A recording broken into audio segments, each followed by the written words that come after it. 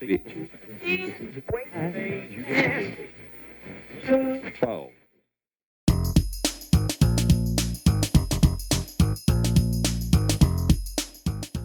acuerdo el día que de la chamba yo me enamoré. Mi viejo llegó sonriendo y me dijo que yo ya chambeé. Le pedí otra chamba y le dije que la de chambear ya me la sé. Me dijo, de una huevón, si no, ¿cómo vas a comer?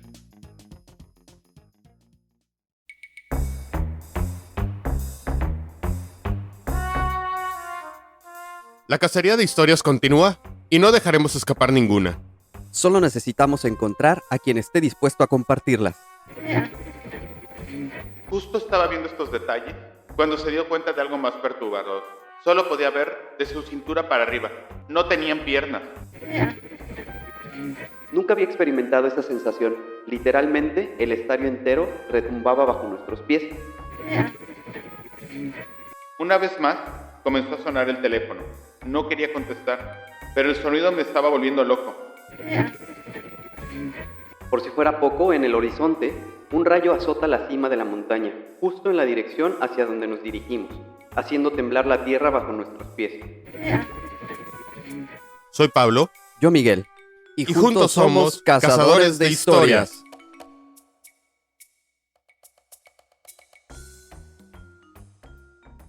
¿Qué tal? Bienvenidos sean una vez más a este episodio. Le decía a Miguel que su intro me recordó a La Chilanga Banda, canción más conocida por Café Tacuba, pero no es propia de ellos. Parece un trabalenguas. Quiero yo imaginarme que vamos a platicar hoy del trabajo, o de la chamba como tal. Espero no estar equivocado. ¿Cómo estás, Mike? Muy bien, ¿cómo están todos? Aquí nuevamente detrás del micrófono para traerles, esta vez traigo 3 pequeñas historias y pues no es la Chilanga Banda, pero sí es letra de una cancioncilla por ahí que se hizo viral y precisamente como ya decía Pablo, hoy vamos a hablar de historias de mi primera chamba. Mi primera chamba. Ahí, pues ahí para que vayas pensando de las tuyas, a ver si nos platicas ahí rapidísimo cuál fue. Okay. Mientras me voy a arrancar con la primera. Esta se llama Así es la vida real y nos las hizo llegar Minerva. Mi primer trabajo fue haciendo la limpieza en una tienda de mayoreo cuando tenía 17 años. Solo aprendí que la vida real era aún más horrible e injusta de lo que había podido imaginarme. No por mí, mi trabajo no estaba nada mal. Tenía que estar barriendo, trapeando, limpiando las enormes ventanas, reacomodando productos y todas esas cosas fáciles. Ganaba el mínimo, pero no esperaba otra cosa. En realidad, lo que me entristecía era la miseria que me rodeaba. En mi caso, yo estaba ahí porque era mi primer trabajo. Mis compañeros, en cambio, no habían podido optar por nada mejor a lo largo de sus vidas. Mi mejor amiga ahí era la cajera, una señora entrada en sus 40s, que doblaba turno porque necesitaba sacar un poquito más de dinero para pagarle la universidad a su hijo. Así podía ganar 2 salarios mínimos. También recuerdo a don Polo, el chofer del camión que transportaba la mercancía. Él llevaba 19 años trabajando para la empresa. Nunca le habían aumentado nada más que los pequeños ajustes por ley. Atesoraba su trabajo porque después de 19 años, en realidad, no había aprendido a hacer otra cosa que manejar ese camión. También estaba Ivonne, una muchacha un poco mayor que yo. No tenía padres, nunca pudo ir a la escuela. Jamás tuvo la oportunidad de hacer algo mejor que lo que hacía, de desarrollar sus capacidades, pero estaba feliz de ya no tener que trabajar en una fábrica.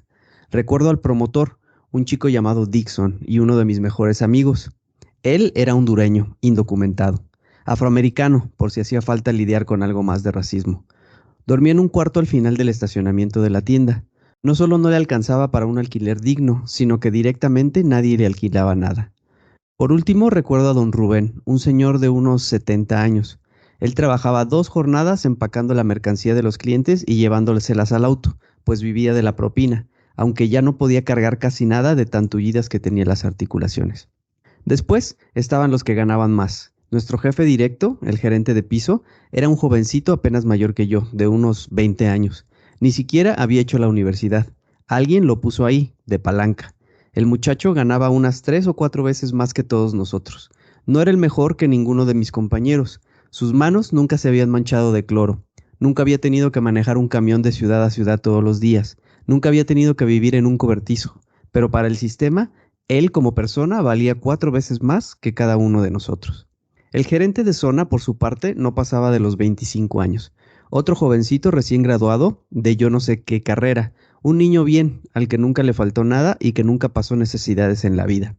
Pienso que ganaba unas 8 veces más que cada uno de nosotros, a cambio del enorme sacrificio de vestir con ropas caras y ser la imagen de nuestra empresa a nivel local, el único que triunfaría en la vida, por haberlo tenido todo desde antes.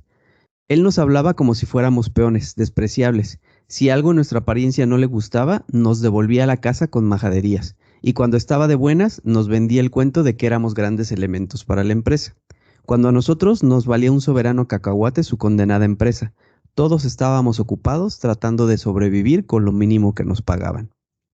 Un día le quitaron su trabajo de empacador a don Rubén. El gerente decidió colocar en su puesto a su propio cuñado, un niño mimado de 14 años que quería juntar propinas, seguramente para comprarse alguna videoconsola. Sin duda se estaba enseñando a trabajar, mientras que nadie le había enseñado nada de empatía. Nos quitaron a don Rubén por un niño aburguesado al que habían puesto ahí porque así es la ley del más poderoso.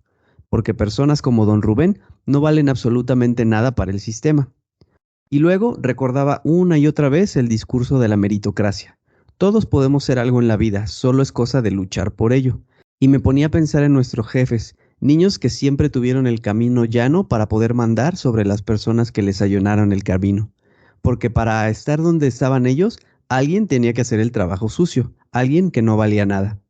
Entendí que la meritocracia significa aplastar al otro y poder pararte encima de él, siempre que la vida te hubiese dado las herramientas adecuadas para poder sentirte mejor que los demás, mientras ostentas un título que no te costó realmente nada y olvidas que hay alguien ahí debajo que nunca podrá estar donde estás tú, por más que se mate trabajando.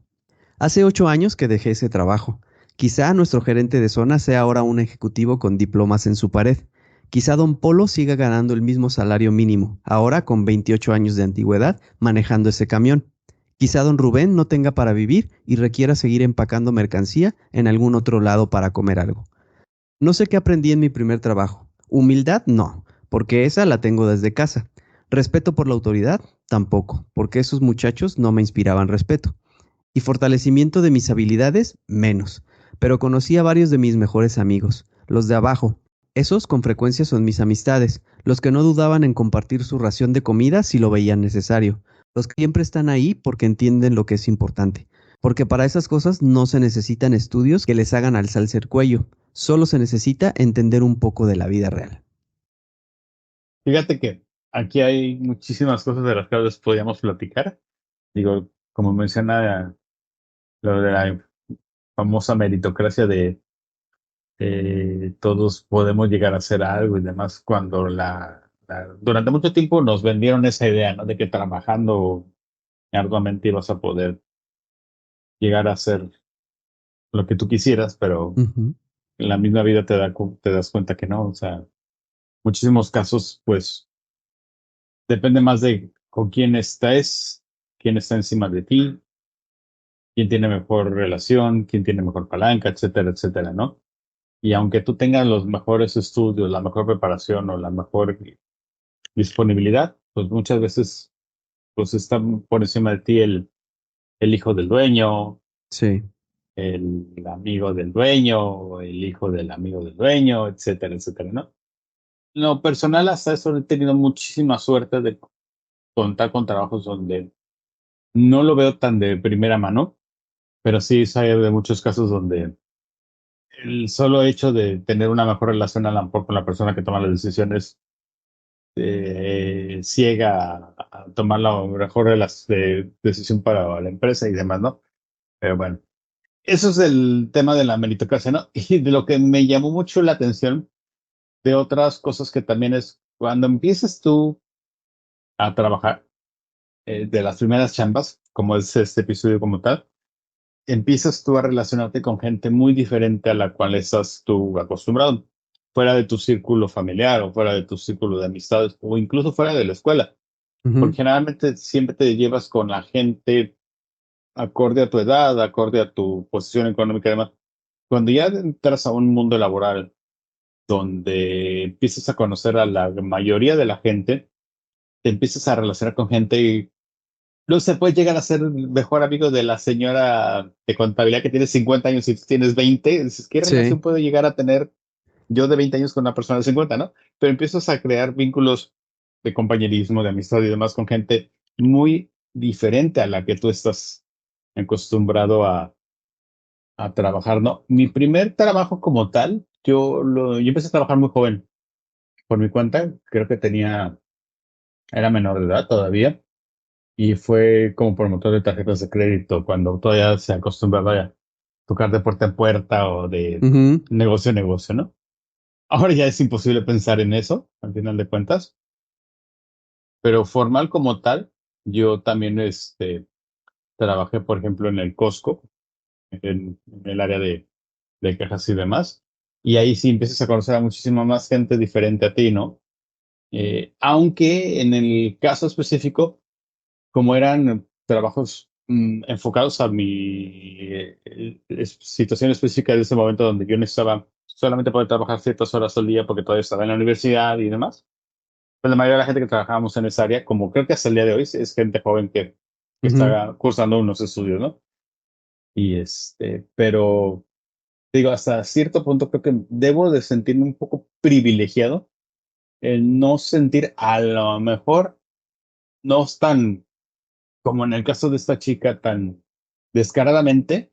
Ujú. Yo nunca he sentido hasta el día de hoy el que me hayan quitado una oportunidad a lo mejor o algo por el estilo por alguien más, por el tipo de trabajos que yo tengo, que he tenido Mm. y que tengo, ¿no? A lo mejor sí ha habido casos, pero no, al menos no ha sido tan Tan descarado evidente. como Ajá. tan evidente exactamente, ¿no? Esa es la palabra que buscaba. Pero no porque a mí no me haya pasado, no quiere decir que sea una des- Generalidad. desgraciadamente una generalidad, que es así, la verdad. Pero bueno, vámonos, Muy ya bien. hablé de más en este No te episodio. preocupes. Vámonos con la siguiente. Esta siguiente se llama Aquel primer empleo y nos las mandó Alberto. ¿Qué sería de mi vida si decido no continuar con mis estudios? ¿Sería un vagabundo frustrado viviendo bajo un puente o sería un empleado frustrado? Qué bueno que eso no pasará. Ya he terminado la preparatoria, solo me preparo psicológicamente para enfrentar la universidad. No quiero ser un parásito en la casa de mis padres. Ya soy mayor de edad y mis deseos de independencia se hacen más fuertes. En muchas ocasiones he querido caer en el consumismo despilfarrando el poco dinero que me dan. Me siento mal al no estar por mi cuenta. Conseguir un empleo en periodo vacacional sería lo adecuado, y mientras estudie, a chingarle como sea. El problema aquí no es la falta de empleo, son las personas que no buscan o no quieren trabajar. Ese comentario ha estado en mi cabeza durante mucho tiempo y quiero comprobarlo. La cuestión es, ¿dónde busco empleo? Un día la respuesta me llegó. Un amigo buscaba a una persona con ganas de chambear en una fábrica. La oferta era tentadora, 4 días a la semana por 1,500 pesos.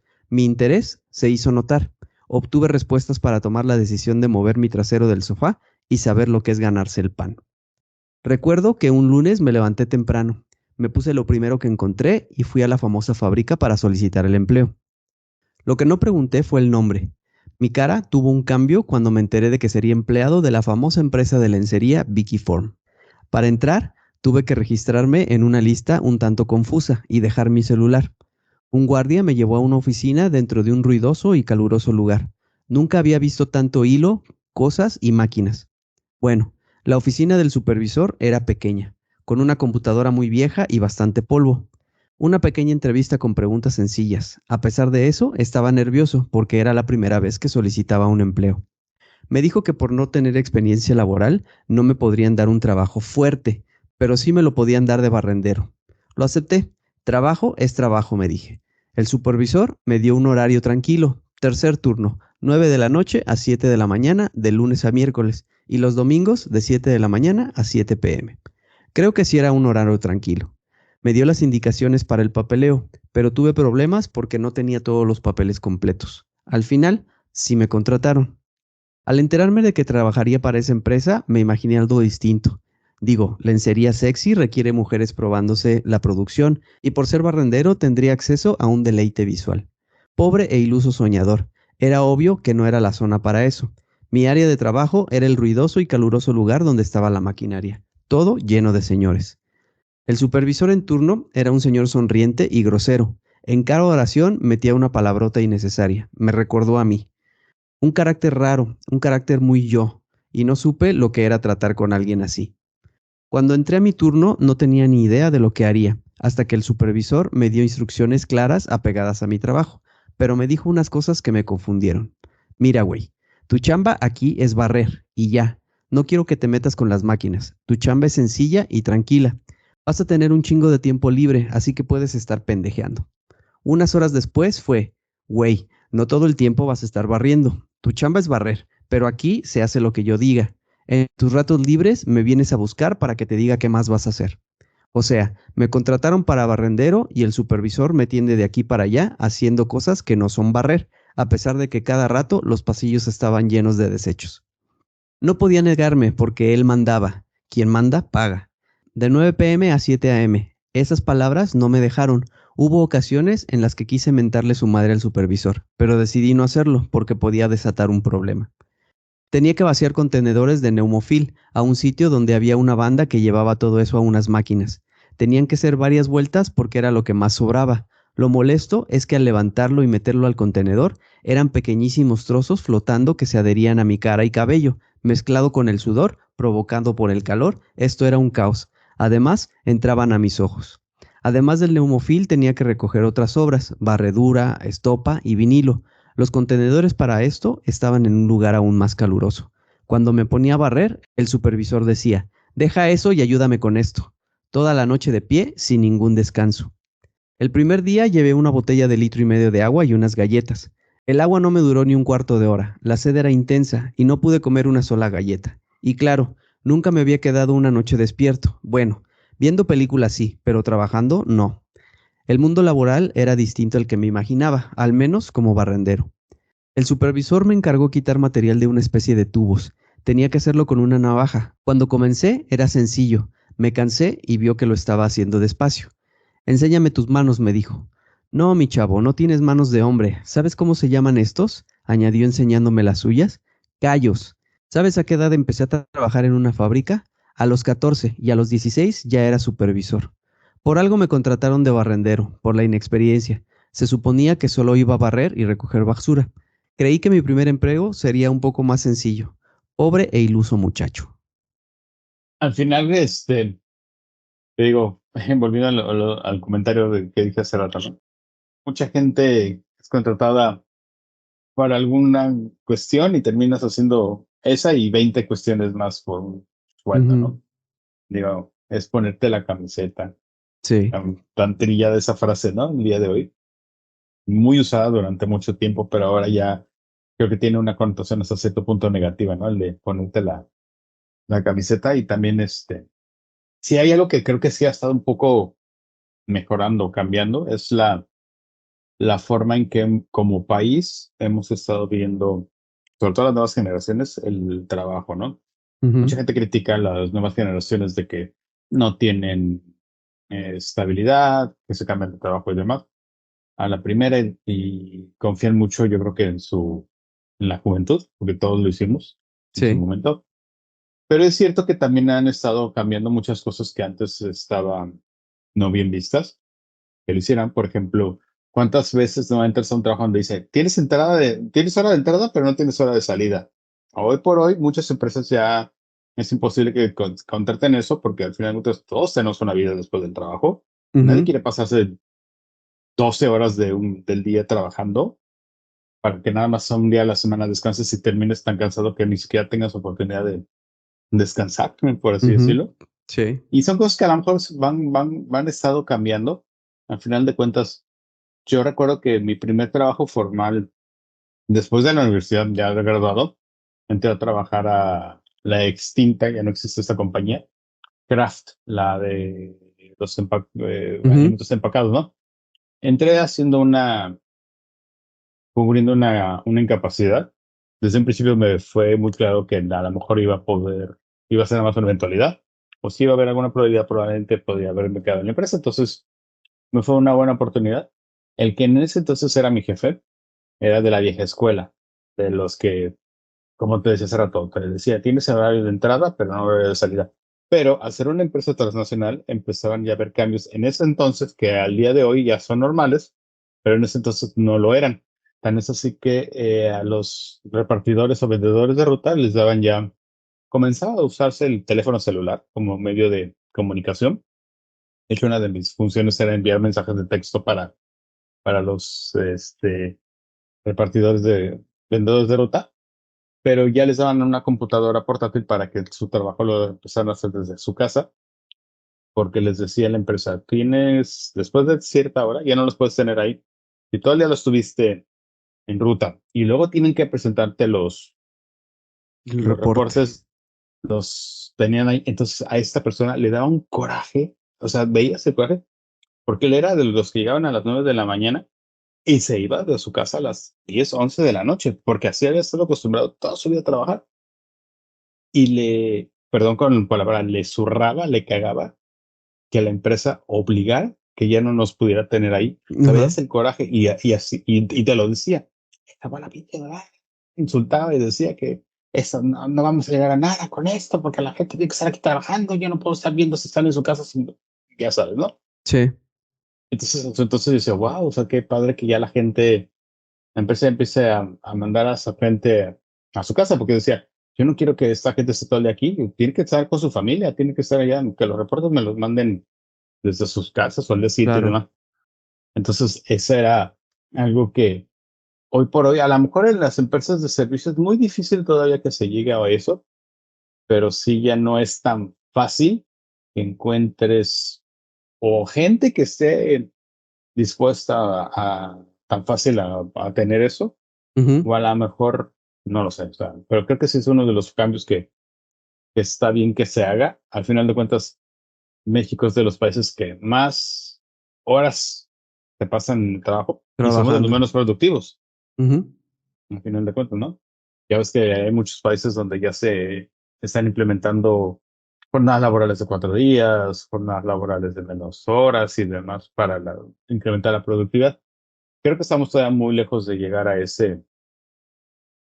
ese punto, pero a lo mejor ciertas empresas pueden empezar a ver ese beneficio de tener a la menor cantidad de tiempo la gente en su laborando, pero que sea más productiva, ¿no? Al Claro. final de cuentas. Bueno, Pues sí. Ok. expandí un poquito más. Vamos, no Pero importa. es un tema bastante interesante del cual hablar, Sí. la verdad. Muy bien, pues ya nada más nos queda una historia, así súper rápido, nada más bueno, yo también me estaba acordando de mi primer trabajo fue cuando tenía como 14 años, 14, 15 años, en un verano de la escuela que me fui a trabajar a la mercería, juguetería que tenía mi abuelo ahí en el centro de la Ciudad de México. Y la verdad es que le aprendí un montón. Estaba ahí encargado de mostrador o también en la caja, en el almacén. Entonces, pues sí, me ayudó un montón, aunque haya sido un verano nada más. Y del primer trabajo formal, cuando salí ya de la universidad, tengo muy malos recuerdos porque entré a trabajar a una emisora de radio. Me pusieron de reportero, entonces el día anterior me daban mi asignación, en la mañana iba a cubrir el evento y ya regresaba a la estación para redactar mi nota, grabarla para que saliera en el noticiero de la tarde. Me habían dicho que los primeros 15 días pues iban a estar de prueba y ya a partir de ahí pues normal, obviamente esos 15 días sin pagar y ya después ya veríamos lo siguiente. Y cuando llegaron esos 15 días, me mandaron llamar y me dijeron, sí, vamos a quedarnos, pero vas a estar otros 15 días sin goce de sueldo. Y les dije, no, muchas gracias, ya llevo 15 días y estoy trabajando y pues no voy a estar aquí sin pagar. Así que duré 15 días Necesito nada comer. más, sí, en esa primera chamba. Pero bueno, pues ya vámonos con la última historia. La verdad es que esta tiene una jiribilla ahí especial. Ahí van a ver ahorita que la cuente. Y esta se llama Mi primer trabajo y la mandó Katia. Ok. Esto me sucedió cuando apenas tenía 17 años. Yo estaba buscando un trabajo de medio tiempo en el que pudiera combinar mis estudios con algunas ganancias y así poder ayudar a mis padres en casa. Luego de buscar por todos lados, conseguí trabajo en una pequeña empresa. La persona que me hizo la entrevista resultó ser mi propio jefe, el señor Aurelio. Él me comentó que solo tenía que venir a limpiar un poco la oficina, por lo cual me pagaría muy bien, y que al ser un espacio no muy grande, lo mejor era hacerlo de noche, cuando no hubiera gente interrumpiendo. Solo estaría el seguridad nocturno, así que antes de irme me dijo, ve a la oficina en la noche, espero que estés ahí. Estuve haciendo el trabajo por lo menos 2 semanas, cuando una noche, al llegar, el seguridad me dejó entrar como todas las noches. Yo debía subir unos 3 pisos, ya que en el tercero estaba la oficina del señor Aurelio. Esa noche en particular, varias cosas raras comenzaron a suceder mientras yo barría. De pronto, no me sentía sola en la oficina. Yo nunca había creído en cosas de fantasmas ni nada de eso, pero por algún motivo, los ruidos y los pasos que estaba escuchando esa noche estaban a punto de hacerme cambiar de idea. Mientras limpiaba la oficina, afuera en el pasillo se escuchaban pasos acercándose. Primero pensé que era el seguridad, así que salí a preguntarle si necesitaba algo, pero para mi sorpresa no había nadie en el pasillo. Corrí a la ventana que daba directamente a la entrada del edificio y pude ver al señor de seguridad dentro de su cabina, posiblemente dormido. ¿Sería entonces un ladrón que entró al edificio? Fue lo que el miedo me hizo pensar. Apagué la luz de la oficina y corrí a esconderme debajo de uno de los escritorios, no sin antes tomar una tijera que estaba encima como mi única esperanza de poder defenderme. Los pasos se detuvieron justo afuera de la oficina y lentamente se comenzó a abrir la puerta. Yo temblaba ahí debajo, cuando por medio de la luz del pasillo pude ver reflejada en la pared la sombra de quien estaba entrando a la oficina. Aquel hombre, si es que eso era muy alto, demasiado para ser normal, tanto que tuvo que agacharse para pasar por la puerta. Tampoco le importaba hacer ruido, porque yo podía escuchar su fuerte respiración. Estaba diciendo algo, pero yo no entendía nada. Simplemente cerré los ojos. Fue entonces cuando luego de un breve silencio sentí como una mano me sujetaba fuertemente la pierna, intentando de forma desesperada de sacarme debajo del escritorio. Yo gritaba de miedo y de dolor porque sentía como unas uñas largas y filosas se clavaban en mi carne. Además, emanaba un fuerte olor nauseabundo proveniente de esa cosa. A pesar de mi miedo, logré herirlo con las tijeras que tenía en la mano, tan fuerte que tuvo que soltarme.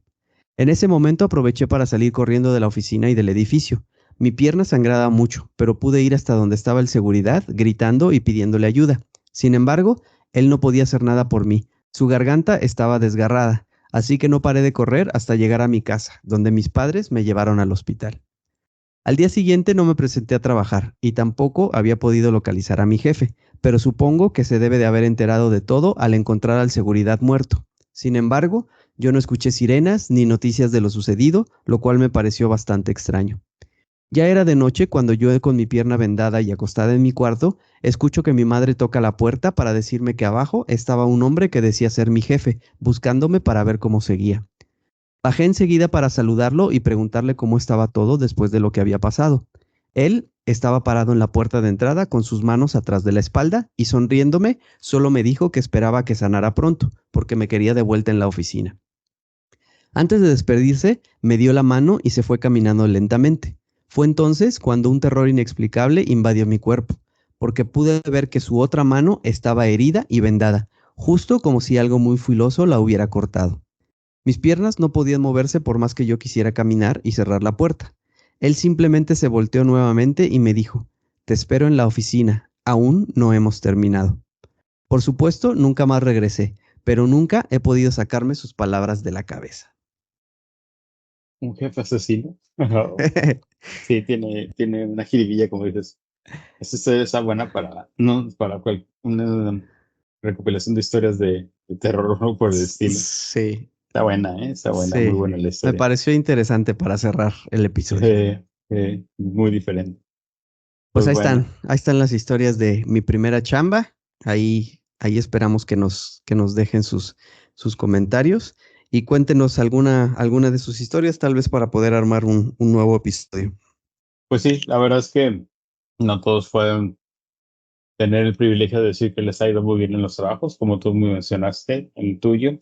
Yo también he tenido muy malas experiencias con algunos, pero en lo general he tenido, creo que, suerte y privilegio de contar con eso. Pero bueno, no ha sido para todos así. Es que yo creo que historias de terror en mi primera chamba de ser muchísima, peor es que la de tener un jefe asesino, ¿verdad? Sí. Pero bueno, pues nada, les recuerdo que nos pueden encontrar ya sea en cualquier aparte de donde nos escuchan en su plataforma de audio, en YouTube, Cazadores de Historias Podcast. Yo sí les sigo dando mucho hincapié ahí. Por favor, denos campanita de seguimiento. En su correo, cazadordehistoriaspodcast@gmail, para que nos envíen las historias, tanto de su primera chamba o como de historias de terror en la chamba, que hay millones de esas. Nuestro ex o Twitter, @cazahistoriasp, y pues nuestra página de Facebook, Cazadores de Historias Podcast, ¿no? Ahí donde semana a semana les vamos dando un adelanto del episodio que nos saldrá este jueves, ¿no? Y pues nada, que para cerrar y agradecer a todos, muchas gracias y pues nos estaremos escuchando la próxima semana. Hasta luego. Nos vemos. Bye.